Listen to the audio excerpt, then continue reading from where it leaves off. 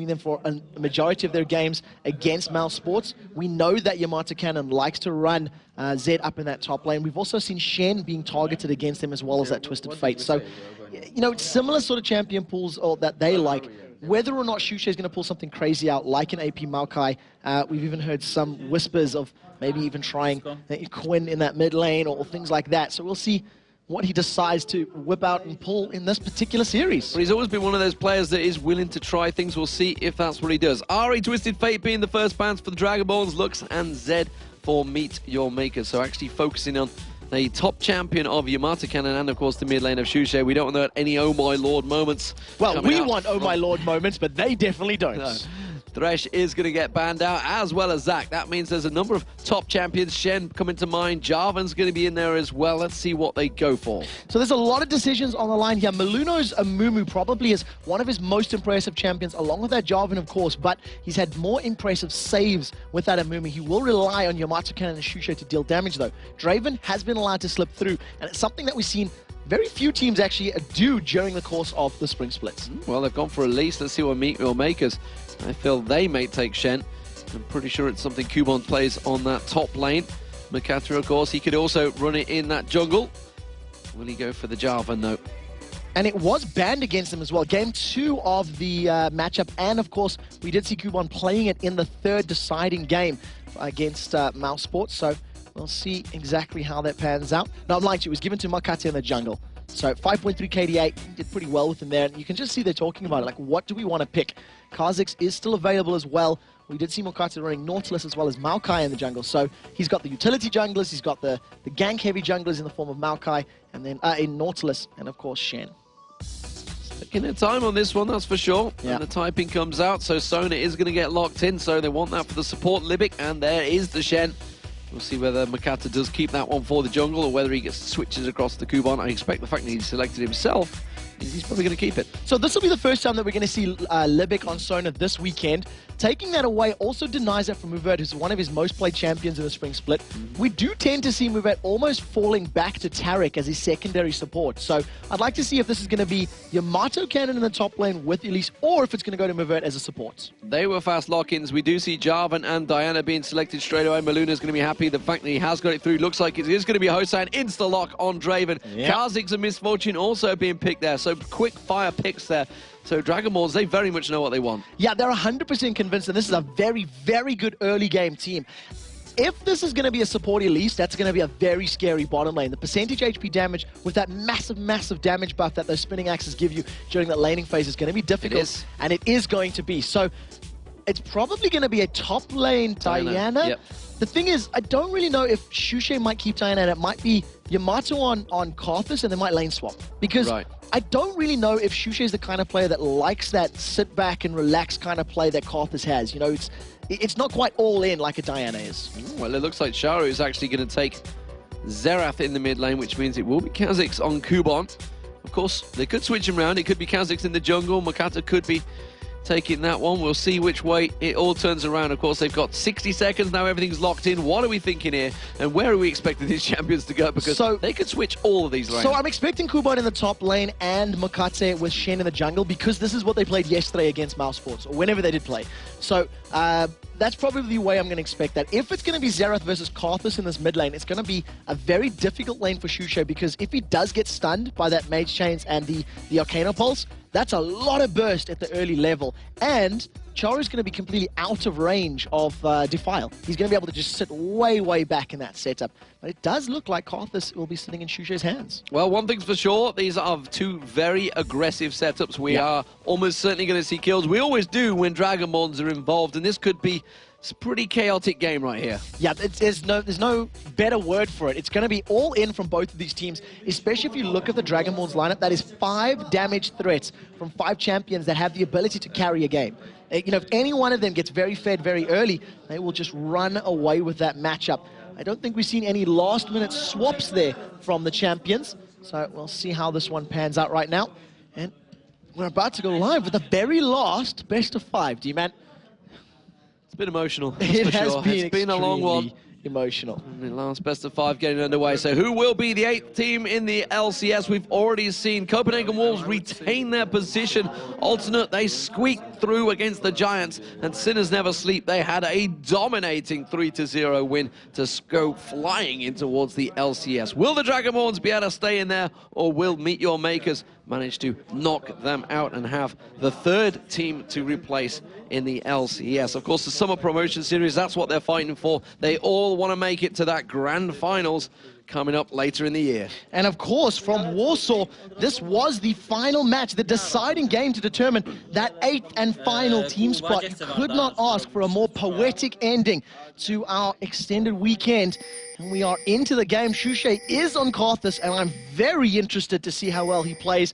And look at all of that damage from the Dragonborns. It's going to be up to Mokate to make sure he lands those Stand Uniteds and save whoever it is against Dovon. I just feel that Charu's going to have the poke over Shushay here. He's going to be able to... And Charu, you know, the fact he's on Karthus, Karthus is a fairly slow-moving object and a very weak one. So one of the things that does play into Shushay's favor, and when he is coming up against Xerath in that lane, is Xerath's going to need to plant himself down with that locus of power, which means it's going to be an easy target for Lay Waste. Yes. And unless he's planted in the ground, he's actually not going to outrange the Lay Waste. So it's one of these things where it's going to come down to purely positioning and individual player ability to see who can get that extended poke.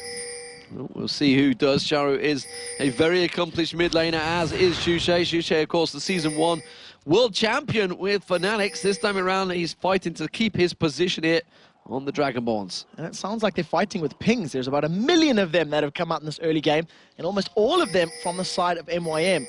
Every single time they see champions, it's just ping, ping, ping, ping, ping, ping. And you can see it there on your minimap. MYM are really making sure that everybody is well aware that something's happening, and now I think they're trolling us. They're not, no, I just think they're just scared because they know that ping ward was placed there, and they feel that they're actually...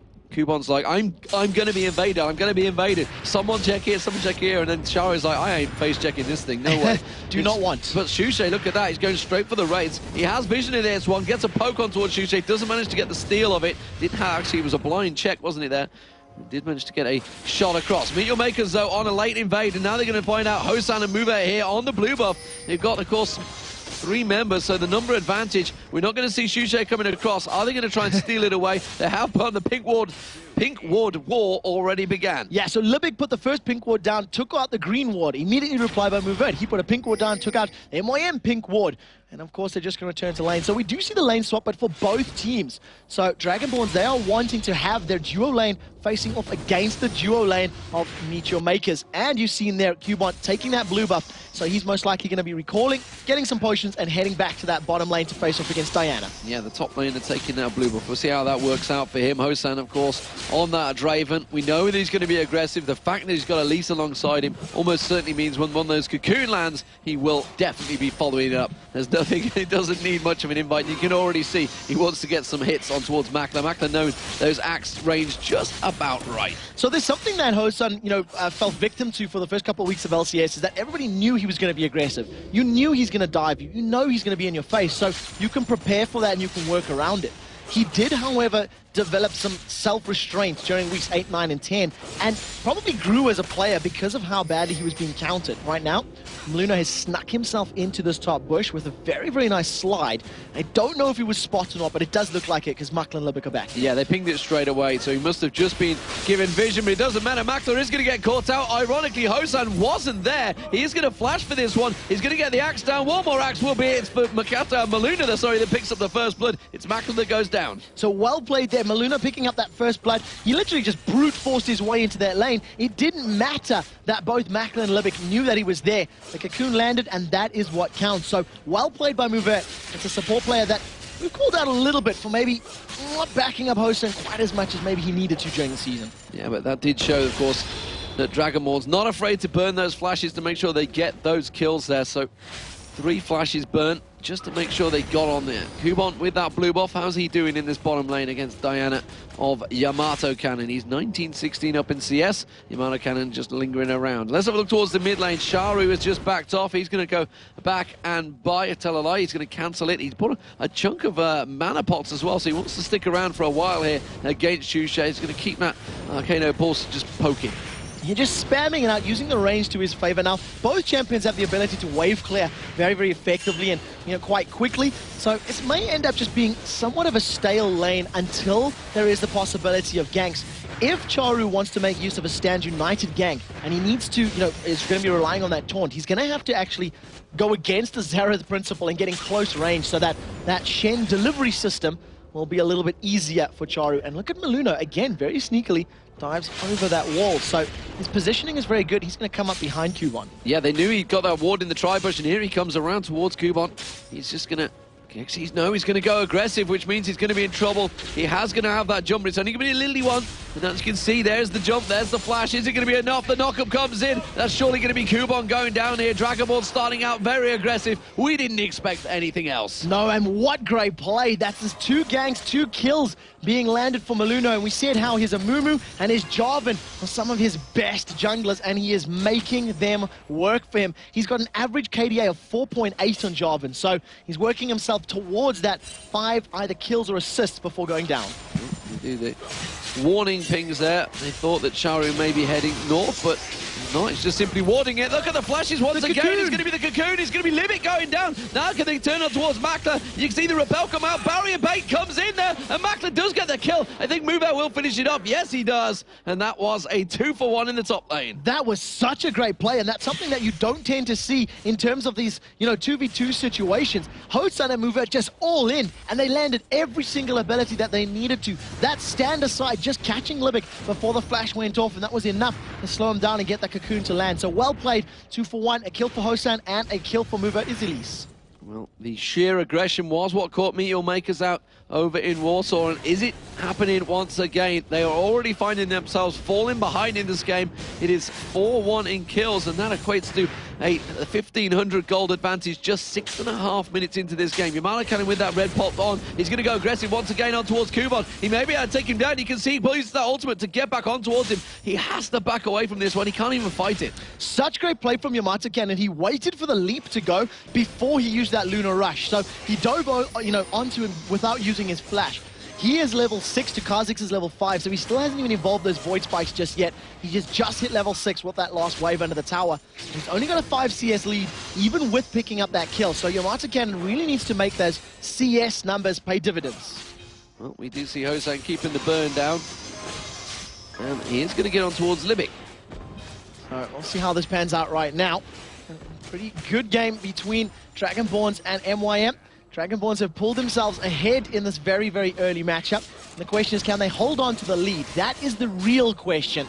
Can they make sure that they actually don't throw this away? The cocoon is about to come out. Look at the damage on Libic. Libic's going to get caught out, and here comes the ultimate from Shushay. Will it be enough? He gets one, and that's going to be Hosan going down to the minions towards the end there. Do not believe it. They just hang on, but it's another 2-for-1 exchange. And the kill lands in Shushay's lap. Karthus just using that Requiem to great effect. They're extending that gold lead. Dragonborns have come out swinging, and my word, they are landing uppercut after uppercuts. Oh, well, they do see Shushay. He's going to keep on. He's going to get targeted. Can Charu get on towards him? No, he can't. He uses that ultimate and just flashes away, but the flash was burned there. That does, of course, mean he got a kill and an assist, though, from those double kills in the top lane. The gold lead is starting to stretch. Now there's going to be Charu getting dived on towards. Cataclysm already going on towards the flash from Charu already used. He might be able to take him out here. Yes, he does. And Maluno drops the mid laner. Maluno sidestepped the Arcano Pulse. He got hit with the Mage Change, the E from Xerath, and the stun was about to come in, and he just casually saunters off to the side and says, nope, do not want, picks up a kill, refreshes the blue buff because Charu had just picked that up himself, and now all of a sudden Kubon's in trouble. Now Yamada Cannon going in towards him. He uses that stealth to try and dodge around. He does manage to get away from it. Crescent Strike coming out from Yamada Cannon, but every single lane right now for Dragonborns is beating out MYM. Now this is something that the Dragonborns did very early in the season, and it's what helped them pick up those wins all those weeks ago. They just went fight, fight, fight, and now Kubon's being dived by 2. Fight coming in, it's Maluno that picks up another. It's 8-2 now, 9 minutes into this game. We're getting over a kill a minute. We knew it was going to be chaotic, and well, Dragonborns are keeping it just how they like it. Well, we'll see if they can keep it up. That's the real question.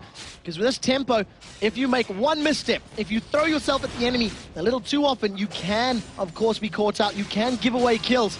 That's something that they're definitely not looking forward to. The damage coming down onto Libic is a little bit negated. He's got that Ruby Crystal up there, so even with the spinning axe from Hosan, it's not quite hitting as high as he might like to, but he's got that critical hit cloak in his back pocket, looking for that passive of his to deal more damage. Tricky name to say as well. Hosan is keeping those axes spinning. He's 2-2-3 right now, and he's going in again. Look at that. He's actually trying to zone them completely out from the CS, and it seems to be working out. Cocoon comes out there. He is still equal on farm, though. But we do also see the fact that MYM has got 23 farm already. Of course, he's picked up a couple of those kills. He's actually 1-0 for MYM right now. Complete contrast to what we've seen throughout the season of the LCS. It's working well, this Elise, for him. Yeah, definitely. And I think it's just because he's moved over to a champion that can now actually maybe keep up the tempo with Hosan. We've seen so much of him playing Taric during the course of the season, and it didn't seem to have that much of an impact. 6 out of those 28 games and only 2 victories. So right now, with that Ruby Sightstone almost completed, he'll be looking to just build himself up a little more tanky. And looking across the picks, the fact that they did have, you got to ban Maluno from Jarvan. It's his favourite champion along with Amumu. Yeah, it's the truth. And you've seen the impact that it's had. And you've seen the impact that Jarvan has had all weekend long, actually. Probably being the most impactful jungler, most likely next to Nautilus. I think I'll go out on a limb and make that claim. And I think those are the top 2 from this weekend's event. We'll see whether or not Makata decides he wants to ban that or maybe pick it during the next game. He snuck himself into this bottom lane, but very wisely, Yamato does not overextend. He doesn't put himself in a bad situation. Avoid spikes coming out there and keeping the poke on. But look at the mover and Maluna. They are setting up once again for this top lane. They've gone 2 for 1 a number of times. Can they make it a clean sweep this time, though? Now, there is a pink ward just behind Maluna, so they're 100% sure that there is no vision. And because of the fact that both Muver and Hosan have been so incredibly aggressive the whole time, Makla and Libik are not going to be 100% sure that something's up. They're just going to be like, well, actually, now that nothing's happening, there's a straight-up Cataclysm. Cataclysm comes in. There's going to be Hosan's ultimate. They just went diving in for that one. Not quite sure. Yeah, not quite sure what the thought process was behind that, because Hosan and Muver were just so far away. I think it was just a case of, I can't be bothered to wait any longer. I'm going. Yeah, I've had enough. Just run faster, damn it. Get in range and at the end of the day, put some damage down, but both flashes burned. Both flashes burned, yeah. It's a cool single ultimate cooldown, which will be available fairly soon, and both Makla and Libik are now in trouble if they get caught out by a Cocoon or that stand aside. That may just be what their tactic was. They're just thinking, well, we'll make them burn that flash, make them use it up, and now Mavur is going to go looking for that Cocoon. If you can land it, it will, of course, almost certainly be a kill. So they've extended that gold lead to nearly 4,000 gold right now. Dragonborns are just continuing to run away with it. There's the numbers on your screen. 1,000 in your top laner, 1,000 in the jungle.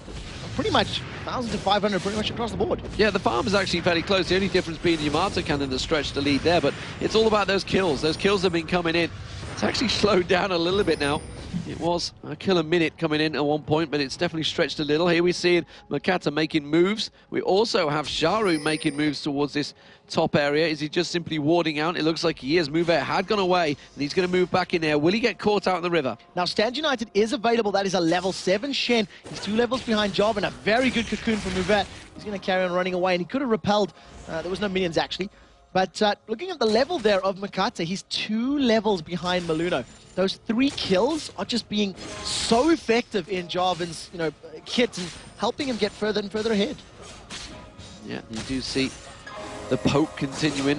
Makla's got to be so careful right now. He's actually got a little CS lead, but it's nothing to write home about. And the fact that he has those deaths on him, he has picked up the kills just as much, but he's definitely been the focus of target. We'll wonder if we start moving into the later game, whether Hosan would simply be able to keep up with Makla, because Makla, is going to farm well, and Misfortune will scale well. So one of the things that's going to work in their favor, Makla's going to be able to just rely on that bullet time to deal a lot of damage. So that will be able to, at the very least, just put that down on top of the enemy team and shred them. And it's a fairly squishy lineup. Draven, Elise, Karthus will go down relatively quickly. Eventually, Yamato Cannon will build quite tanky. So, Draven's going to be relying on his auto attacks, his right clicks, and his relatively short range, whereas Makla, in theory, could keep himself in the backline a little safer. Mio Maker's going for the dragon here. We do actually see Shushay backing off, so they're going to take this one for free. This is going to be desperation gold for them. They really need this because they're falling behind Dragonborn's quite quickly out with all those kills going down. That's going to stretch it and pull it back to 3K. Or are they? Maluno comes in, doesn't get the steal. We do see the crescendo coming across. He's going to get locked up, but he flashes away. But unfortunately for him, it's Mackler that gets the kill. Now, that was actually very, very good play from MYM. They chained their crowd control really, really effectively and really well. They blew a lot of abilities for that kill, but they got the killing spree bonus and an assist across the board for every single member of their team. That gold now is closer. They've drawn the numbers back, and well played by MYM. They'll have timing and vision control for the next time Dragon's up. Yeah, they're also going to put pressure on the mid lane because Mackler and Libic have moved in towards there. They may even be able to get enough. They took a good half the hit points down. As it is the top lane, that was getting shredded, of course, by Hosan. And we saw the fact that Sharu teleported up there to try and fend it off. We do have this bottom lane very, very low. Looks like Yamada Cannon might be the first to take it down. Well, we'll see whether or not he can push up in the mid lane. It does look like Mackler's trying to apply pressure on Shushay. And just doing a little bit of a lane swap while Charu was covering that top lane. There's the dive. He's going to go straight in for it. Does use his ultimate, forces Cubon to jump away. Hasn't evolved that jump just yet. That was the basic one. But look at the pressure that Yamato Cannon's been pushing down. First turret down. So Requiem was available from Shushay, but they decided not to actually use it on that particular one. They weren't 100% convinced that they would be able to pick that kill up onto Cubon. But nevertheless, like you mentioned, turret down, and that's going to allow Yamato Cannon to start roaming. Well, he could have had Makata use his Stand United and protect him. That would have definitely saved him from that Requiem. So both would have been a very long cooldown. It wouldn't have been too much of an advantage gain. So like you say, they kept on towards that one. Hosan continuing his farm pressure in this top lane. We do see Mackler returning back to lane. Has got that Bloodthirst to complete it now. Infinity Edge is being built by Hosan. Now he is getting very close to it. He's got those Brawler's Gloves there to increase the critical hit chance. Going to pick himself up that Zeal the moment that Infinity Edge is completed. He's already been hitting particularly hard. Now, at the very least, Mackler does have that Bloodthirster to sustain any poke or any damage that he does take. So we'll see whether or not that actually plays up. There's the Cocoon. There's going to be Libic getting caught out. The ultimate comes out. There's the Stand United. They've managed to bait this one through. Libic's still very low, but they do back off. So very well played by Movet and Hosan. They completely squashed Sona in that fight. Even got the Stand United out and maybe could have even picked up the kill. But Libic, with a very good reactionary flash, he sidestepped the Whirling Death and he put himself outside of that instant kill. But now Cubon's been caught out. Will the Cataclysm land? Uses that ultimate to give out speed and stealth and jumps away from it. Has managed to hit that level 11, so has evolved the wings now as well as those Void Spikes. And we'll be able to at least have that increased range on his jumps, which will obviously play into his favor. And of course, taking a little bit of pressure. It's going to get taken. Are they going to get on towards it? No, but the ultimate's wall burned from Sharu to just keep them away, clear out that wave. But now Mackler going aggressive on Hosan. Hosan taking a lot of damage now. See that double up going on towards him. He's definitely feeling the burn. Yeah, Hosan taking a lot of poke here from Sona and Misfortune. Pretty much every single ability plus a power chord landing. And that really went through his life points. Now, remember that he does not have a Vamp Scepter or any form of lifesteal there. So whatever damage sticks is definitely going to stay there for a while. So we'll need to see how well Hosan can farm and at what point he decides to back off. Right now, that 3,000 gold lead has crept back up in favor of the Dragonborns. We do see Shushay. He's sticking on that mid lane. He's continuing to keep that farm. He's actually ahead of Sharu at the moment. Despite the fact Sharu can clear those waves. And of course, Shushay on Karthus can clear them just as quickly. So at the moment, we're seeing a slightly different build from Charu, Xerath, and from what we've seen from the previous setup. And we've seen two Xeraths this weekend. And it's going to be interesting to see whether or not we see him anymore, because it didn't really work out for the Samurai and Jeans. We'll see whether or not Charu can pull this one back. He's only 0-1-1, but he's farming very, very well. Well, we see Makata trying to sneak in that top bush, but he is stood on top of a ward. They don't know whether Maluna is there. I mean, they do, because he's just slid across. In fact, that's a very clever ward that they've got there in that tri-bush to see him sneaking in. Yeah, especially because they'll know the gank paths or the movement routines from a Jarvan. You can almost anticipate it.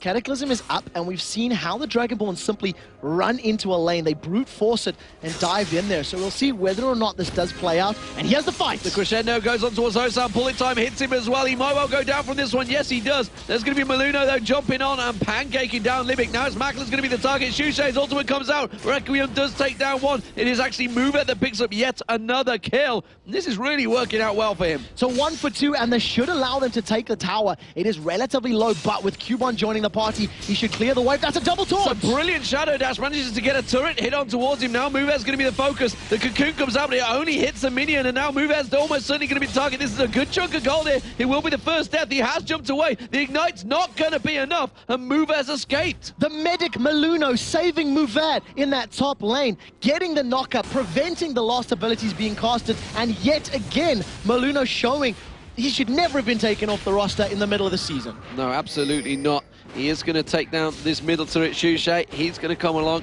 Now that is working out well for him. He's picking up the assists off this ultimate. That is what you do with the Requiem. Blue buff now going to get stolen away as well. Yamato Cannon and Shushay are going to be there as well. And this is working out so well for the Dragonborns. 10-4 currently either killed. So we'll see whether or not MYM can bounce back from this. They do have a team that scales relatively well. Charu will eventually get to a point where he can simply, melt the HP bars of Hosan and move it. Of course, Shushay, even if you kill him, he's always going to be dealing that damage in team fights. And if he's positioned correctly, that will play into his favor. So right now, it's a 4,000 gold lead. Finally, Hosan has given some free time to attack this top tower, and he does have that Infinity Edge completed. Yeah, that is going to be the turret going down. Minions will finish the job, and that is now 3-0 for Dragonborns in terms of turrets. Gold advantage stretching 5,000 gold, and they are keeping that pressure on. MYM, they have that Dragon timer down. They did manage to pick it up, and that's really their only saving grace so far. But I don't think they're going to be able to take it. They're going to see the lock-on. Oh, wow, that Cocoon was so close to getting Cubon. That was really, really close. I think if Cubon's wings were any longer, he definitely would have been caught by that Cocoon. Nevertheless, the Dragon has respawned. Vision is all around, and Dragonborns are poised to pick a fight here. Now, Stand United is available for Shen, as is Charu's teleport there on Xerath. So we'll see whether or not they're going to pick this fight. Dragonborns have better positioning, and it doesn't look like members of MYM will be able to react quickly enough. No, they're not. They're going to come in for it, but the Dragon's already gone down. The Dragonborn's going that team kill, and it's going to be Livik now. He's going to get Stand United on him. He does get caught out. Tried to put the crescendo across, but you can see Makla's going to get focused on by Maluna. And remember, Maluna's picked up a lot of kills. He's going to have a lot of damage here. Livik comes around to try and help him out, but he may be a target of his own. Maluna wants one hit. Yes, he does. He manages to take it. Now Makata's going to get closed on. He's going to get the Shadow Dash across. The Cocoon comes in, and Maluna is still alive and walks away from this one. Yamato Cannon picking up the kill. It was a 2-for-1. Hosan did go down in the end to Charu, I believe. But what a fantastic bit of play by Maluno to be saved by Yamato Cannon. He just got the cooldown back on that Golden Aegis, his shield. He managed to block that last little bit of damage that Makate was trying to put down, and they managed to get it. But yeah, Shushay, he's been caught. Shushay has been caught out. The exhaust goes on Charu. He should be able to get the Arcano pulls. One more shot. No, not enough. And Shushay backs off safe. He didn't have his ultimate available, the Arcane Barrage, and you just see him there. If Xerath doesn't have his abilities, he can't do it. He tries an Arcano Pulse, and it doesn't manage to find its target. Tried to guess where he was, thought he'd gone towards that bush, but he wasn't there. The turret being pressured in the mid lane, but that's going to get cleared out. Maluno and Mouvert are there. Makta pushing this top lane as well, but Hosan once again, the crazy Mad Axeman is back there spinning away. The Mad Axeman, that is the best description of Hosan that you can have. He's managed to get that Zeal completed. He's got that Elixir of Fortitude, and he's got himself a small 20 CS lead. With the Dragon as well as those towers, it's a fairly decent gold advantage. And in terms of straight up right-click damage, he will obviously be able to out-duel Makla. But in team fights, Hosan and Draven, he can only focus down one particular champion at any given time. And that is something that MYM will be aware of. They have much more splash or AoE damage. You do see Yamato Cannon continuing that bottom lane. Meanwhile, this top lane, Makla is fending him off. Makata, he's going for the red buff, but here comes Maluna, here comes Shushay. They want to close him down. Hosan's coming from the side, does manage to get the interrupt just as he was about to taunt away from that one, has to flash off in the end. And the pressure, look how much those axes are starting to do on the AD carries. 468 damage there is how hard it hit Makla for. As soon as Hosan picks up any form of armor penetration, that number is just going to skyrocket even further. You have to give props to Yamato Cannon right now for Diana. He's pulled himself ahead in CS. He's got 2 kills over his opponent. And to be honest, he hasn't made a wrong move this entire game. I don't think I've ever... Oh, wow, Hosan getting locked up there. Makla's going to go for him. Bullet time comes across. Not going to quite be enough. The Ignite will not finish him off, and they are desperate for kills right now. But here comes the rest of Dragonborns. They know where they are. They're going to push him in that bush. They're going to close them down. There is 4 members up there right now. And they're going back to your point for Yamato. I don't think I've ever seen a Diana out-farm Kha'Zix. Kha'Zix, and it all stems from that very early game where Diana just had such a good performance, and obviously that gank helping out, giving him that item advantage, and Yamato pressing home the aggressive advantage. It's definitely something that we're very happy to see in this matchup. Zed was banned out, so Yamato Cannon says, fine, I'll play a different assassin. One thing's for sure with the Dragonborns, you never get a steady, boring game. They are always all about the aggression, about the kills. They want the fights, and doesn't always work in their favor, but this time it is. Yeah, especially when you consider that MYM, they've actually got a fairly aggressive team themselves, with the exception of Shen. That's a pretty all-in kind of team. They want to fight as well, and it's something that maybe they just weren't expecting this level of coordinated aggression from the Dragonborns, because, to be fair, it is very, very good right now. It is the coordination that's been working well, and Maluno has certainly been the conductor of that orchestra right now. 5-1-3, runic bulwark complete. Again, Hosan charging up that river. Ping's going down saying, warning, warning, crazy pole coming in. You see him right now, he's going very close to finishing off that Phantom Dance, and you were talking about Maluno, the conductor. He's currently got a 30 CS advantage, 5 kills over his opponent. Now Shushay, can he get the wall of pain? He's caught out Livic, and there goes Maluno. Sliding straight in for it, puts the damage down, realizes the rest of MYM are going to be there. Charu actually just off the side. He's going to catch down Mover. Mover will go down. The repel comes out, but this time the ignite was enough from Kuban. So well played there. They needed to use the ultimate of Charu, but it is on about a minute cooldown, so that did play into their favor. Hosan was poised, setting himself up to maybe jump onto Livic, but decides against it. And in all of this action, in all of these fights, to be honest, Yamata Cannon has not been involved in a team presence. He's just been split pushing with this Diana. He's already got that hourglass completed, sitting on the haunting guys. And it's just at the moment, Dragonborn saying, well, we got a Karthus. You've seen Karthus as being, you've seen Nash has been taken by Karthus a lot this weekend, and that's what we're going to make you think. Shushay goes to get it. Quick Q comes out from Libic, trolls him there, makes sure it attacks him. Does a lot of damage to Shushay as well. Actually, you talk about Yamata Cannon. That's actually the argument we've had against him in the LCS. The fact that he has been off on that Zed, split pushing and not being involved in the team fights when he needs to, because meet your makers without discrediting them, they're not going to be on the level currently of the top LCS teams who can deal with these 4v4 fights. So we'll see how well it pans out, because for the time being, the fact that Dragonborn's got such an early advantage in all of their lanes means that they're still winning these trades. But, like we said, a couple missteps, you give Kha'Zix a window, you give Kha'Zix a chance, and look at that! There's a teleport coming in, but Kuban can't even fight this one. He's been taken down before he comes in. There's Charu with the home guard boost, teleporting into this fight, but Yamato Cannon's going to turn back around on him. He gets the stun down. Is it going to be enough? Now he's going to be the Shed. Look at this. They have to stack 3 members on him to try and take down Yamato Cannon. That split push is working out so well for him. He's just uncontrollable. His damage was just so good that he melted Kuban before Shen could even stand united him. Now the rest of Dragonborn, seeing the numbers in the bottom lane, seeing Stand United down, seeing Teleport down, they've started Baron, they've picked it up. They've taken that down very quickly. Now, 27 minutes into this game, it is a 9,000 gold lead for the Dragonborns.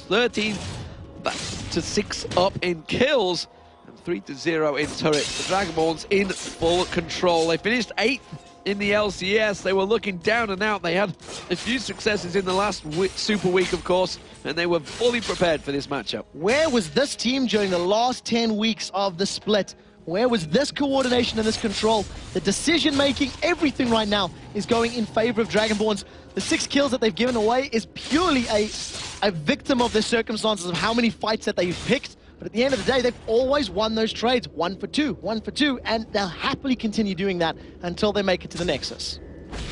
The issue remains is when they actually go all in a little bit too much and it backfires against the team that can handle it. When they do go all in, they know how to counter it. Move out with that Oracle will spot out the wards. You see Dragon was picked up, and now the gold advantage continues to stretch. Just shy of 10,000 gold. It's Kuban all on his own, not being able to get anything going on Kha'Zix. No, he just simply hasn't had a window of opportunity. He's been shut down by his opponent. The item build has not let him in. And right now, look at Dragonborns. They are just moving around this map like they own it. They are not afraid of MYM. They are not afraid of their opponents. Now, they're just going to man mode up and take this bottom inner turret. Yeah, we can't do anything to stop that one. It's going to be Hosan Shushay leading the charge. They're coming in towards the first inner turret, or the inhibitor turret even. Sharu's going to try and clear out that wave, but they have to be so careful when he does lock himself down. You can see there's lay waste. The moment he leashes himself, that lay waste is on him. Now we'll see quite how they decide to siege up, because this is now the true test. Whether or not Dragonborns, they've got the laning phase down, they've got the aggression down. Can they close it out? Can they siege Will they just tower dive under the turret? It looks like this is it. Golden Aegis is up. Milio's going to tank a couple hits, and there's the ultimate from Charu. There's the ultimate baited. Now the minions are coming in. The siege minion is there. They are going to be able to clear it out. The ultimate comes out from Hosan. Gets another bit of poke down. Maluna tanks it up for a while there, and they keep the poke down. So Crescendo is really the next target. That's what they want to try and draw out. Bullet time, of course, will follow it up, but they're quite happy to tank it. A couple of tank shots there for Maluno every single time. Shushe took a couple of too many, though. And that does mean that Dragonborns will back away. They're going to clear out that mid-wave. Yeah, they're going to rely on that Baron buff to just regen their HP somewhat. You see, look at the positioning. They're waiting to jump over. Oh, the cocoon missed. And you got to know, if that landed, they definitely would have dived in. The towers dropped down to about 2/3 life, but the amount of AoE splash from both Xerath and Kha'Zix is just melting these minion waves. So there's absolutely no time for, free damage on that tower. I was going to say Dragonborns will back off, but they don't know the meaning of the word. They don't know. There's no back off in the vocabulary of Hosan. You either all in or all out. You're just all in till you're all out. That's the story. You just keep fighting until there's nothing left to fight with. And look how much money they're all sitting on. So they've got this massive advantage already, but a lot of that is actually stored in their pockets. They haven't converted it to items in the game. Right now, Dragonborn have decided the mid-inner turret will be the next focus. Well, we do see Hosan getting locked up there. One more hit. He does get taken down. Charu just assassinates him from range. All in till you're all out, and Hosan is all out of luck. Got shut down there by Charu, and if Charu can keep doing that in every team fight, save his ultimates, and more importantly, land them all, then it's just going to shred through Hosan. Remember, that was through barrier as well. That was through barrier. He just melted him down there. Has got the damage to do that. That's going to help him towards that Rabadon Zeth Cap, which he is building right now. Charu, of course, seemingly the only saving grace right now, 2-1-2. It has been Libic that's been focused in that top lane, along with Makler, both of them with 4 deaths apiece, which is where most of the focus has been for the Dragonborns at the start. Now, this is something that we've actually seen this weekend as well. As soon as the Sona gets locked in, that's pretty much, this is who we're going to camp, this is who we're going to kill, because it's such a squishy champion on base statistics. You really need to build items before you can survive. Dragonborns, with all this map control, are just going to steal themselves a blue buff. And you see Hosan, he's got some magic resist quite wisely, as well as in that Quicksilver sash. Pings coming out, and again, it's meal makers. They're all about the pings. They love them pings. They've been doing it the whole game. Well, Smart Ping, it's a very awesome feature. It helps you communicate with your team. They're not using Smart Ping. Well, we heard a full back ping a little bit earlier in the matchup. Right now, your Marta Cannon just takes one of those Arcano Pulses and decides to back away. It is a great feature, don't get me wrong, but they're not using it. Well, I definitely heard a retreat ping. Maybe now and again, yeah, we'll see. It is Meteor Makers that are in trouble, though. They are 9,000 gold down to the Dragonborns. The LCS team that did finish 8th and looking to lock in their position, where Against All Authority and Giants failed. Well, we'll see whether or not they can. Copenhagen Wolves, the only LCS team to maintain their position, maintain their hold and their spot. And right now, the Dragonborns, the tempo has slowed. And they've been able to, at least they haven't been able to sort of break this defensive line of MYM. They were able to defend that inhibitor turret, defend that inner mid turret crucially, thanks to Charu picking or Hosan. And the question is, can they do it again? We'll see. The game definitely slowed a bit. The Baron will be up in 1.5 minutes, as will the Dragon. Kubon desperately trying to get some farm going on here. He's been chasing the game the whole time, been unable to be a presence on Kha'Zix, effectively making it 4v5 for a long period of this game. Yamato Cannon very much had his number from that one simple visit that Maluno paid to him down that bottom lane. He really should have had a ward in that river. And something we talk about when we look, when we think about Kha'Zix, much like Katarina, one good team fight and all of a sudden you're back in it. One good team fight with a couple of resets. And especially when you consider all of the damage that Charu can put down to Karthus, to Draven, and to Elise, if you get Kubon jumping in there and leaping around, you can get a couple of kills, a couple of assists, and finish off that mana immune, which will probably get upgraded to a Mura mana fairly soon, and then really just have that damage spike that he can now, squash people as well. Still only got the basic boots though, because he's not planning on leaving that base too far. Well, when you're defending this much, you can sort of afford to, because if you're not, it's one of these things where if you're not moving over the river into the enemy's territory, you're less dependent on all that movement speed, and you don't necessarily need to upgrade, especially when you've got that leap upgraded and you have the ability to hop away to safety. Wards getting placed out. The Oracle on Move Air will be clearing out everything around that red buff. Missed out one, actually. Oracle, though, on Libic, the rest of his team playing defensive duties. Bodyguard, essentially. And they do spot out the fact that Hosan was nearby. Those wards going out, trying to get the coverage towards that Baron, which will be spawning shortly, but that's not what Dragonborns are interested in. They're going straight for the top turret. There's a teleport from Charu to the top inhibitor turret, so he's going to be trying to defend as quick as possible, but Dragonborns have found a way in, and that's a free turret. Yeah, Wall of Pain came down. Shushay gets focused on, but the ultimate from Charu is not going to find its hole this time. He was using it at absolute max range, and just like you said, he couldn't puncture through the armor, couldn't find that hole in Shushay's armor there to land the abilities all. Right now, MYM, they're stacked up. There is a ward in that bush, so Dragonborns have been spotted. So Charu will clear out that top wave, and then as soon as he shows himself, the fact that he's just used that teleport, he's not going to be around. He's already used that ultimate. It will be up pretty quickly, though. Dragonborn's trying to bait out a fight here at the Baron. So Diana's got for a bit of an interesting build. Pick up that Liandry's Torment as we see Limit being caught out again. Well, Maluna's putting the damage down on him. There's going to be Hosan's ultimate. It's going to wear him down. Trying to bait out the crescendo, I felt there. Shushay, though, took a lot of damage in the process. So Charu's about to get his Arcane Barrage back up. MYM feel that they can pick this fight with Shushay being low, but always remember the Requiem will come in. Plus, there's a Zhonya's Hourglass there. Charu's just Locust of power up and is still hitting particularly hard. Yeah, and he's going to get stronger and stronger, but as is Shushay. Shushay's gone back, managed to buy up a couple of wards. Seraph's Embrace now completed as well. And he's going to come in there. So more wards being picked up by the Dragonborns. Your Maker's going to be able to cover out as many, because the gold advantage is obviously giving Dragonborns that help. There's another chunk of gold for them to keep them wards supplied. So that is another dragon going the way of the Dragonborns. They've had very good control and timing over that one, and they've just simply been able to outforce MYM since that very first dragon that they picked up. You're talking about the damage that Charu can put down. That can be avoided. It can be dodged with a well-timed flash, whereas the damage that Shushay is going to put out is guaranteed. The Requiem is always going to hit. We still don't see an Aegis of the Legion coming out from MYM against a double AP comp, and they're definitely going to need to pick that up soon. See a Quicksilver Sash from Hosan, but it is going to be Libic once again, caught by that Wall of Pain, gets taken low. The Cocoon comes out. There's going to be Shushay melted down there. Very quickly hit and run from Kuban. And there's going to be the Requiem. Is it going to be enough to take down Libic? No. So it's a wasted Requiem from Shushay. I think he overestimated the damage that he could put down. So a good comeback kill from MYM, showing that they're not out of it just yet. Even though Libic was caught, he managed to land the crescendo, pick his team up a kill, or set his team up for a kill. And right now, we've just hit this stalling moment where teams get this massive advantage, and we've seen it all weekend long, that you really need to know how to push and how to use that advantage, make it work for you, and close the game out. With this stalling, who's it going to favor? Is it going to be Meat or Makers that are going to get close to this game? The longer the game goes on, we've seen it so many times, the more gold they get across the board, the 6-item build starts to be completed regardless of that gap. So the thing that's going to be very, very important about these fights is whether or not Meet Your Makers land a good Stand United and a good Crescendo, because Shen and Sona are not damage threats. Shen and Sona are there for utility. They're there to save the damage threats and to set their threats up for kills. On the other side, Dragonborns, that's 5 champions that can clean house. 5 champions with good damage, good numbers that can kill people. So it's 5v3 as far as damage dealers are concerned. And the later it goes, the better both teams become. But the more imperative it is for MYM to actually land all of their respective abilities.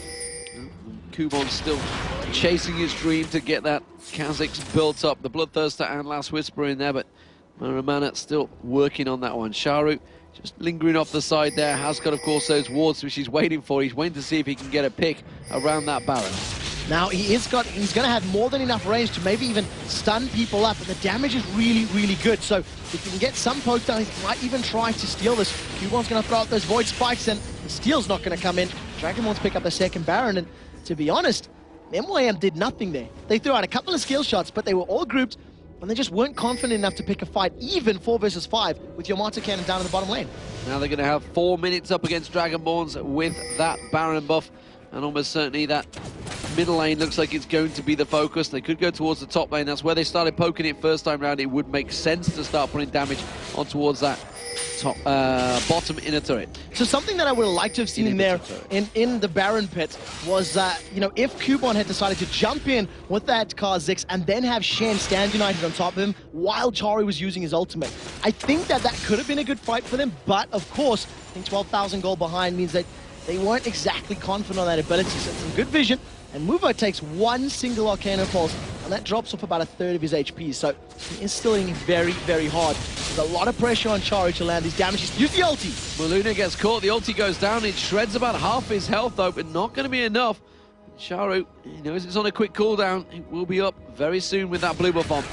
Yeah, so it is going to be available shortly, probably by time this next wave actually reaches the minion turret. He's just going to spam out those max range Qs and try to keep the Dragonborns at bay, and for the time being, all of that splash damage is actually holding them back. So all credit to MYM for holding off this massive onslaught of damage from the Dragonborns. Well, Hosan's hitting for close to 1,000 when he crits now. He's definitely causing problems. He went for that scimitar. It's not an item we go see a lot of, but obviously he wants to use that QSS part of it, basically to get away from that damage that Xerath is pouring out. Look at Shushay getting melted down there. Just 3 ultimate hits from Charu. Just shreds his health, and that's going to be Meteor Makers forcing Dragonborns away. So very well played. Charu got 2 uses of that Arcane Barrage up on 1 wave, and then I think on the 4th wave of minions that made it to the base. And again, MYM hold. That is the most important thing. It's like they're taking part in Troy right now, just trying to defend the base and hoping that a Trojan horse doesn't manage to slip in and sneak in. And if you look at the body language from MYM, they're actually smiling and grinning a little bit. So they don't look too phased by this prolonged siege. Well, they realise obviously that they were set so far back in that early phase, and the fact that they've held on for 40 minutes surely is a good time. That they're thinking Dragonborn's had such a huge advantage, and yet they still can't capitalise on it. Yeah, it's one of those things that it's because of the fact that Draven has a relatively short-range auto attack, and if you look at his build, yes, he's got some magic resist in the form of that Mercurial Scimitar. It's not exactly going to save him if everybody just all-ins on him. So, you know, playing it fairly defensive, some good damage coming down from Yamato Cannon. He's got a very interesting Diana build, a little bit different from what we're used to seeing. We do tend to see that Nashor's Tooth coming up. This time, there's another ultimate onto Shushay. Shushay taken down to half health once again. Keeps getting poked out there. Keeps getting focused. Kuban thought about diving in towards him. Shushay is going to get focused on, and you can see the poke coming in towards. Not going to land the game, though. No, not this time round. Charu's ultimate is on cooldown, 1/3 of it remaining, and he's going to need it up if he wants to jump onto people. Right now, Spinning Axe is wound up, and the siege just carries on. Dragonborns, they're not willing to tower dive. They don't want to throw the lead that they have away, but they don't really know how to take the towers down, just because that great defensive power from Xerath is really paying dividends. This is, I think, probably the decision of why they picked Xerath into this comp. They knew that they could defend, they could hold off, much like in Anivia in that way. Stall it out, yeah. Which seems to be working out very well for them. They are 13,000 gold behind. Let's not beat around the bush here. They are a long way back. The Baron buff, though, has essentially been fairly useless for Dragonborns. Yeah, but the main thing about that as well, the gold plays into their favor, and it's actually allowed them to keep that siege up. You notice, even with the damage Shushay was taking, the rest of the team were able to effectively hold MYM in place. And the 10,000 gold lead that we've seen is now a 14,000 gold lead because of the fact that Baron allowed them to hold MYM in their base, prevent them taking their jungle creeps, prevent them really farming up every single wave. So Dragonborns are doing well of starving them of, you know, resources, but the longer they take to close this game out, the less of an impact this very big lead will actually be. And if you look at Makler, you can see the Bloodthirster, the Black Cleaver, the Last Whisper, and now looks like the Phantom Dancer may be getting in there. Oh, it's going to be Libic. He's going to get caught out here. He's going to have to use the Crescendo if he wants to get away. Does use it, and that is going to be death nevertheless, and it's going to be Shushay that picks it up. Libic is not going to be very happy right now. He's been caught out a number of times this matchup, but Shushay's dead. Shushay's dead. He gets absolutely melted by Charu. Puts the wall of pain down. Hasn't going to go for the Requiem. Doesn't bother wasting it this time around because he would not have picked up anything. So that instantly resets it, stops everyone in their track. Yeah, 2 uses of that Arcane Barrage plus the Mage Change was enough to just melt Shushay. He still has no defensive items, and even more impressive, because the stun landed from Charu, the Zhonya's Hourglass could not be used. So he was locked up, he couldn't use the item, and he just popped. Well, the longer we wait here, Kuban's just slowly but surely getting back into the game. He was completely removed from it. He's effectively been 4v5, and he's just getting more and more CS. He's going to be pulling items, but we just see a Rabadon's Death Cap coming out from Yamato Cannon. So this is something that's definitely going to be working into the favor of MYM because of the fact that you've got this, you know, very glass cannon build from Shushay, Hosan, and Movet. It's a little bit of HP in there, but not all that much. If you can kill the 3 of them relatively quickly, and this is going to be the onus on MYM, they need to kill all 3 of them quickly, then they can focus down Diana, and that's going to be the crux of winning a team fight and, dare I say it, winning this game. Right now, Hosan has got that red buff on. He's got a red pop waiting, and it looks like he wants to pick a fight with Makate. Makate's like throws one ball play. It was like, nope. This is too deep. This is too deep. Yep. So like questioning himself, either that or his team went, what are you doing down there? Don't pull a Libic, don't get caught out just trying to ward or going too far. And he decides to back away. And you just have to credit Hosan. He's caught every single spinning X except for the 1-2 that I just, as I say it. But up until this point, he's been phenomenal on the micromanagement of his champion. He can click around like the best of them. I can't do that. I throw the action and just say, actually, to be fair, I generally do have him in ARAMs, and then you bait yourself into it, because you see that big marker and everybody else sees it and just runs straight to it. I use reroll when I get Draven. It's too much effort. I focus more on my axes than I do on the enemy. Right now, though, gold is still 15,000, and Dragonborn's siege will continue. And again, Arcane Barrage goes down. Some good damage, and Hosan is dropped low, even with that MR. And move out, both of them taken low. They're going to see if they can still get in there. And again, the Arcane Pulse. Charu is desperately trying to snipe out. They see Yamato cannon in the side there. His shield being enough to keep Makla off him, though.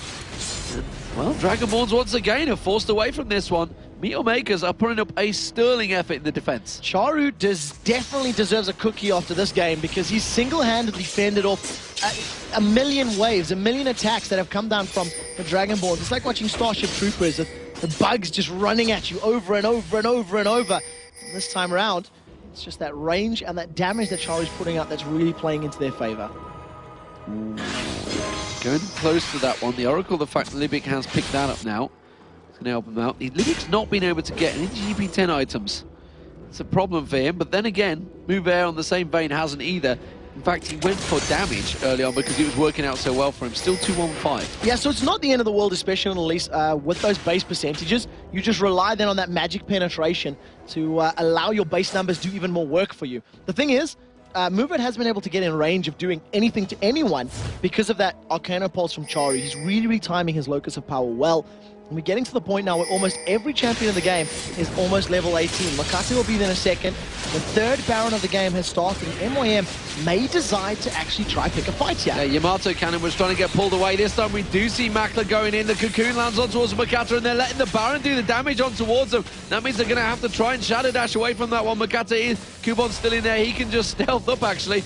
No, the Baron can still see you, son. You need to jump away. There we go. Waits for the cooldown. And he does back away. No deaths there. And the advantage, honestly, not really with either team right now. Yamato Cannon was trying to draw them all to that bottom lane. And well, we see the Dragonborns going in. There is going to be that ward back in there once again. They start on the Baron. Smite is available for Makata if they require it. If he goes and gets a steal, look at that ultimate, though. That is melting them down. Mover taken very low. They have to back away from this Baron. So very well played, MYM. They were forced to use their ultimates. They burned that Stand United early, and just very wisely from Dragonborns, they actually backed away and waited for both Kha'Zix and Shin to just leave the pit. They tried to re-engage, and Charu just decimated them with that Arcane Barrage. It truly is like an artillery barrage coming down, made up of magic damage and just shredded through absolutely everybody. So, for the first time in a while, MYM looking like they're actually able to compete with the Dragonborns out in the open without a turret between them. And this is something we've talked about. The fact that it delays that little bit longer is giving Meal Makers a chance to get back in the game. The gold advantage, while being huge, is actually starting to dwindle away. The percentage per advantage they have over them that they had compared to the very early game when they were miles ahead. They were 10-2 up in kills at one point. They're still at 14-9. They've not picked up many. Oh, man. Makata just flashes out of that one. Flash was used. He could have Shadow Dash maybe away from that one, but Maluno does use his ultimate as well. So they are going to, again, once try and force that fight. And look at Libic. Again, very close. He knows that he's going to get caught out and he's going to get a hit on there. Maluno may well slide through for this one. Just uses that Dragon Strike. So that was one critical hit that hit Libic for 844 damage. Now we see the pink wards have gone down. They're going to clear out some of the vision, and it is a pink ward battle. A very good wall of pain. Libic's again taking deep damage. If he does decide to flash Crescendo, that might be the signal for an engagement. Dragonborn's off to the left-hand side of the screen, and it's just a matter of the Baron dance happening now. MYM are still very far behind as far as gold is concerned. How many times this weekend have we seen this Baron dance backfire on the team that's tried to force it, that's been in the lead? What are Dragonborns doing? The thing is, they've realized that they can't actually siege it down. They've tried to push and pressure on towards that turret. That's not worked for them. They're having problems right now. We do see Libic getting caught out once again. It's Yamato Cannons playing the defensive quarterback right at the front there. It's not a defensive quarterback, is it? It's a linebacker or something like that. I don't know. Who cares? The It's defensive American role. football. Take a look at Makata. He's about to get caught out. The cocoon went completely wide. And MYM, the one thing that Dragonborns have done successfully is they've actually drawn MYM out of their base, so pulled him out into open territory. And to be honest, whoever jumps in first may actually be able to win this matchup because both sides have got great damage. Even how fed and farmed Yamato Cannon is, Charu's melting his HP. His hit points definitely went down a fair chunk there, and again, looks like Dragonborns have been forced away from this one, so that long range of Charu is definitely causing so many serious issues. You can see Maluni wants to get in and get that ward at the back there. Move's with him. They may well try and catch him out here. Shujai's going to clear that top wave out. He's going to save up that turret as well. Look how quick that defile does it. They did take the turret down, though. This is keeping advantages going towards Meteor Makers. The longer this game goes on, it's still 15,000 between the two teams. Move really wants to get on there. We see Hosan down the bottom. He really wants to get that ward taken out of the back of the Dragon Pit. He may get baited into it. Charu is still nearby. So we'll see whether or not Charu can land a good combination or not. He's just hanging around, but he stood right on top of a Dragonborn's ward, so Mouvet is completely aware of his positioning. Another needlessly large rod has been picked up for Yamato Cannon's Diana, and we'll see if that works its way towards that Deathfire Grasp, and he's just gone straight for a full ability power build, and it's just an all-in damage from Yamato Cannon. He's hoping to assassinate anybody that he jumps onto. Yeah, that dragon's going to go down. That's going to give them another chunk of God. I don't believe Meteor Makers have taken a single dragon. They may have taken the first one. That's the very first dragon. From then on out, it's been all about the Dragonborns, waiting for the dragon to be born, and then returning from whence it came. And sending it back whence it came.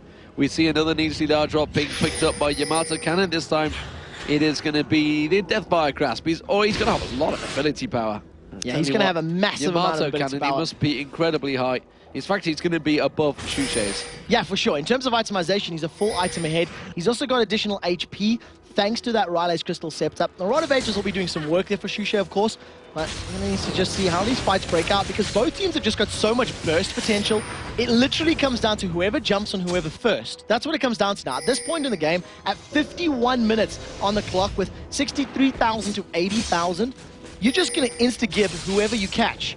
And Sona, Misfortune, Zerath are all squishy. They're all glass cannons for the most part, as is Karthus, Draven, and Elise. We're seeing a similar thing here, that the Dragonborns, you know, they can't close out the game. They had such an enormous advantage.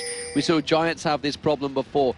Can they do, MYM, what Alternate proved? The fact that Giants couldn't close out that match. It took them so many problems. They have it in them. They have the damage in them. They just need a couple of resets really set for Kubon. He's got the fact that he's got that Muramana built now. He's starting to get more and more money, more and more gold. And you can see actually we've got nearly 5 members of 2 different teams. Dragonborns with 3. Oh, that's going to be Charu actually catching out Hosan. He's going to put the ultimate down, and Hosan's hit points just melted down. He has got the Guardian Angel this time around, though. There's going to be Arcania Pulse. Oh, it's him. Kubon jumping in. He may have to flash away from this one. He's going to get caught out, taken very low. Yamato kind of dives in. Hosan gets an ultimate across, but that, and more importantly, will trigger off the Baron fight. Kubon was hoping for the Stange Knight to come in, and actually it's coming in on Libic. They might flash crescendo this. Makata is going to need to wait. He's tried to get in there. Doesn't get the steal. Doesn't get the steal. He's going to get away from this one, but you can see Shujai comes across. Shujai may get locked down here. One more hit comes out. He's going to get the Zoni's Hourglass. Yamato kind of picking up the kill. That's going to be Makla going down. Here comes Shujai's ultimate. Requiem comes down. Takes them all very low. Maluna's going to be able to slide, and Cataclysm, he hasn't used it yet. There it is. Catches all 3 of them. Absolutely magnificent. Dragonborn's finally putting the pressure down on these turrets. Again, the ultimate Charu just using the last little tick of it there. And then Hosan, we look at all the health he's regen back in there. Mouvet picks up the final kill, and Hosan just sidestepping out of that ultimate. He's going to get away. He's going to be able to run away. The lifesteal, the survivability, the real life that he'll get from Guardian Angel. MYM tried to make a play, and it did not work. Kubon dove into that pit. He'd waited on the flash. He needed to get out of there quicker. Stand United simply was not in there at the right time. MYM, unfortunately, losing another Baron and another tower, but Dragonborns didn't decide to push. Dragonborns decided to back away, and they didn't take the inhibitor down, so the siege will continue. Yamato Cannon, I believe, has a 10,000 gold lead over Kubon. No, it's a 7,000. Oh, is that all? Is that all? Is that 7,000 gold lead over your lane. Wow. opponent. Look at Elise now. Mouvet's Elise. That's a 4,500 gold lead just in supports alone. That is a massive, massive advantage. He's got more gold than the jungler of Makata. That's scary. That is absolutely scary. Makata has not had a presence in this game at all. Out of his team's 9 kills, he's only been involved in 2 of them. And the Stand United have not been as impactful as you would need them to be. There's a big goal lead, no doubt about it, across the board. And in terms of items, it's clearly telling. We saw in that last fight, 6 item builds coming out from a number of players here. Yamato Cannon, you can see 901 ability power on Shushe right now. Now Requiem certainly going to do damage. He's got that 6 item build complete and really is a monster. Yamato Cannon, look at that, 722 ability power. So it is Shushe by far with more now, the fact that he has completed off all of his items. 17-9, the Dragonborns, you feel with that Baron on, the fact they did just win that fight, they feel they can brute force the way in here. The inhibitor is exposed. Charu not going to be able to stop it off this time, and they are going to keep the pressure down. There it goes, no problem. So very well done that MYM just realizing they cannot fight. Not only could they not fight the team before, now they've got the Baron, the stats, the regen, and they needed to back away. So Dragonborns have repositioned. They're now in this middle lane. They finally get the mid inner turret down after what feels like an eternity of sieging. And now they're going to move around towards that top lane, counter push the minions, and then probably try to siege down yet another inhibitor turret. So they have a 22,000 gold lead now. They could just literally walk through and finish the game. Hosan with those spinning axes. He is going to be hitting for pretty big numbers. We've seen a couple of 1300s in there as he wipes out that wave without problems. He's got double spinning axes going as well now. He's just keeping them all juggling. That was beautiful. That was a particularly beautiful section of play. Just absolute perfect. And, you know, he's just micromanaging. He's one-hitting all the minions. And, of course, right-clicking. Wherever he right-clicks, that's where the axe will land. He just picks it up as he runs along. Right now, with the minion wave pushing up and with this immense item advantage and lead they have, Hosan eats an Arcana Pulse, and for the first time in a long time, doesn't lose half his HP with just a single spell. The second and third, though, will. Oh, he gets locked up almost there. The stun wasn't coming in, of course. He had to get closer for that one. Doesn't manage to finish off Hosan. Didn't want that Guardian Angel pops. He just goes off. Manages to get the lifesteal back off the golems. And look at that. He's up to full health almost. Plus 100 HP per auto attack right now. So he's doing very, very well on that particular champion. That Bloodthirster just doing work on that 2,200 HP that he's got. Now they start to siege up. Inhibitor turret is being hit down. Arcane Barrage is not available for Charu. It will be up in the next 15 or 20 seconds. That wave's going to get wiped out once again. The spinning axes will begin. And he'll take those down, no problems. And the siege minion goes down in 2 hits. That's Hosan right there, the AD carry. Has got a lot of damage. He's also got the defensive items, don't forget. He's got it built just right. It's a good mixture of both damage and survivability, but this time he's been caught. He still doesn't go down. 24 hit points he walks away with. I cannot believe that. And now he's just going to go and lifesteal again. He's just going to get it all back. He's got no problems, finds himself the wraiths, and look at his hit points just going back in there. Yep, got this covered. Don't worry, guys. I've got my health back. Unbelievable that on 2 separate occasions, Charu tries to land everything, pretty much does, and he gets away with a sliver of life. That magic resist in the Guardian Angel and that magic resist from the Mercurial Scimitar is paying dividends right now, keeping him alive and managing to just keep him back up. He just goes and farms his HP back up. Super minions keep on going in that bottom lane. Makler is clearing them off every time. We do see Dragonborns once again. Hosan getting the damage down on towards that. Axe is spinning away, hitting on the turret. He does manage to get a couple of lifesteal back again. And this time Charu goes for Maluna. He's a much tankier target with that Runic Bulwark on. Not really going to do as much damage. That means Dragonborns can get another second bite of the cherry. They're going to get on towards this turret. They will take down the second inhibitor turret. Now they can turn in towards the rest of Meet Your Makers. You see the ultimate coming out there. Hosan just throwing out that axe. He does get caught once again by Charu on the back. That's not going to take him down. Every single chance. Doing the best that he can, and you know, targets are just trained on Hosan, and what that just means is the rest of Dragonborns have had free reign the entire time under these turrets. They've been able to try and get some damage down, try and line up some abilities, but truth be told, they haven't landed any knockups, they haven't landed any cocoons, and that's the reason that they just managed to get the tower down and not the inhibitor. You know, Charu's at 4-1-2. Well, you know, there's only so much he can do to keep Meet Your Makers in this game. To be fair, he has 500 minions. Which is a very, very high amount. I believe when he hits 496, I think that's the highest farm out of any LCS match in EU to date. It may well be. I think 496 was the previous record, 495, 496, but I'll have to double check. Well, we'll see whether Yamada kind of beats him there. There you go. 497. 500 creeps at 58 minutes on the clock. 5-0 Yamato Cannon. If there was anybody questioning his play in this matchup, I believe they have been silenced, because what an impeccable performance from the newest top laner for the Dragonborns. The newest top laner for the LCS as well. Well, not now. We've got some new teams in there. Dragonborns, though, they had such a huge advantage. Just around about 8 minutes into this game, they were 8-2 up, I think it was. It's taken a long time to get to this stage, and it's definitely a long match. Ink, I think, best of 5 here. I don't think this is going to be anything easy for either of these teams. Inhibitor is exposed, and look just how careful Dragonborns are. They know how quick they can get focused down, how quick they can get locked up by Sharu. And Kubon, if he gets a moment to actually jump in, maybe get some resets in gain, he can't get close enough, and he gets absolutely beaten away from it. They're going to go aggressive. It's Hosan that tries to target in towards Crescendo, comes across, but Libic is already very low. Yamato Cannon uses the Sonya's hourglass there. Bullet time comes across, comes straight out of it. It is going to be Sharu finally picking up a kill. Makata does go down. Maluna's going to get focused. He does get away with it, though, and now you can see the Arcano pulse is still coming out. Sharu wants to get on towards Yamato Cannon. Not going to happen. Hosan comes back in. Can he get the spinning axes down? Yes, he can. He takes down Charu, and it's going to be Hosan's Guardian Angel's pop. Makler going to get the damage down. Hosan will respawn. He's going to get locked up. Meteor Makers get a 2 for 2 there. They do hold on. The inhibitor goes down, but they are surely going to just about survive and keep this inhibitor alive in the bottom. Just great counter engage from MYM. In and out, in and out. They manage to survive, come back into that, and they trade 2 for 2 against a team that has a 25,000 gold lead. That is a very, very good trade. Guardian Angels down across the board there for teams, and you actually see that it's been sold there for Hosan. He's decided to get rid of that one. Right now, it's just a really good setup for both of these teams, and it's just a matter of whether or not MYM can survive that next fight, because they held off the top inhibitor. The bottom inhibitor is alive, and there's no more super minions there. So now all of a sudden they've just traded bottom lane super minions for top lane super minions. Yeah, Yamato Cannon just sold his Guardian Angels as well, switched it for an Abyssal Scepter. And now it looks like it's going to be the Baron being picked up by the Dragonborns to take another attempt at Meteor Maker's turrets. So I believe this will be the 4th Baron that the Dragonborns will be picking up if they go for this one.